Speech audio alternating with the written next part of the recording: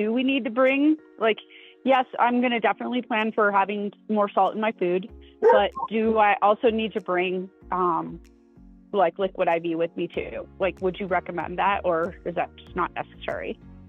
I don't think, well, again, it's kind of dependent upon the person. I don't know how, I don't because I'm able to get enough into my diet through food. And like I said, I'm a little more salt sensitive, meaning that I tend to bloat up. I swallow when I get too much salt. So I don't use it personally because that's just what works for me.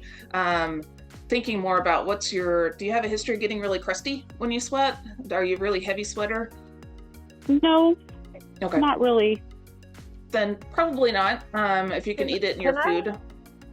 I was a scoutmaster for a lot of years. I've seen a lot of people go through exercise exertion and have definitely had to stop 3 miles in to get electrolytes into kids.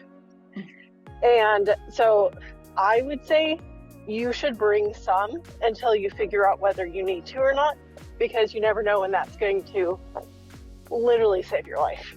Yeah, you kind of keep them as like in your emergency kit would be kind of a good way. And that's actually one of the things I do too as part of my first aid kit is one of my meal replacement drinks, because you never know when you're not going to get back to your car in time. You never know if you're going to get stuck in snow. You never know, something might happen. And that's actually just a good source of calories that are shelf stable that you can rely on, that can stay in your pack for months and months and months. And those two also will have some electrolytes in them. So yes, thank you, Angela. That's actually a really good point. Until you figure out what works for you, then keeping some in your first aid kit would be a good idea.